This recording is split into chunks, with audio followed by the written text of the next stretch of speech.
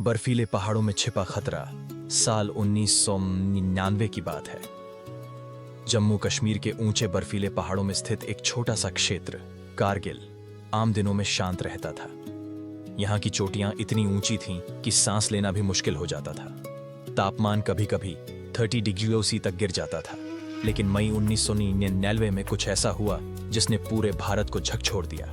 भारतीय सेना को पता चला कि पाकिस्तान आर्मी के सैनिक और घुसपैठिए चुपके से भारत की सीमा पार कर चुके हैं और पहाड़ों की ऊंची चोटियों पर कब्जा कर चुके हैं। ये चोटियां रणनीतिक रूप से बेहद महत्वपूर्ण थीं।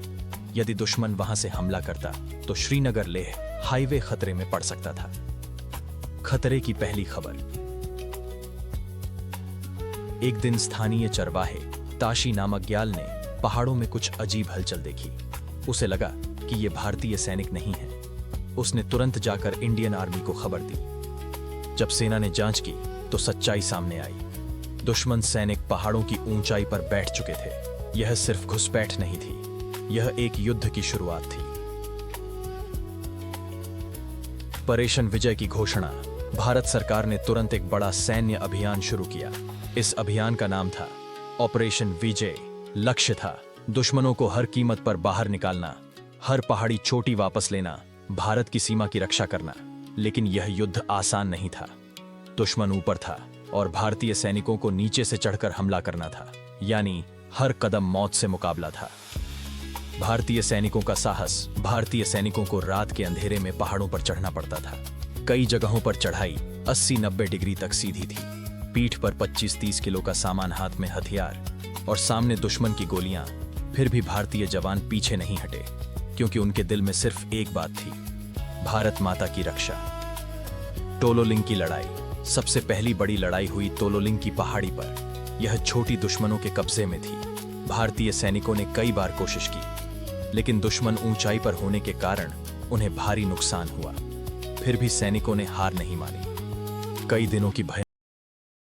एक वीर सैनिक, कैप्टन विक्रम बत्रा।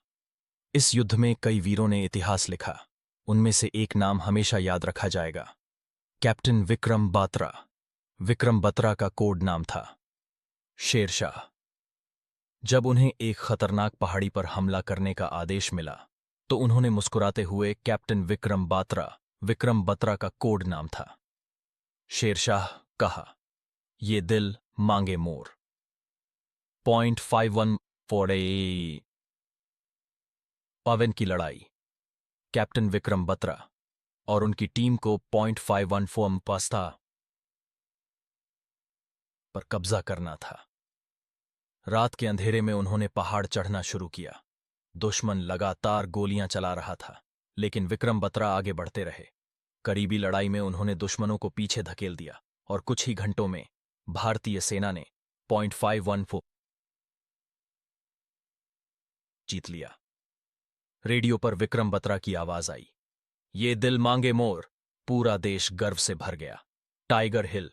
सबसे कठिन मिशन, अब सबसे बड़ी चुनौती थी टाइगर हिल। यह पहाड़ी लगभग 16,700 फीट ऊंची थी। दुश्मन यहां से पूरे इलाके पर नजर रख सकता था। भारतीय सेना ने इसे वापस लेने का फैसला किया। मौत से लड़ते जवान।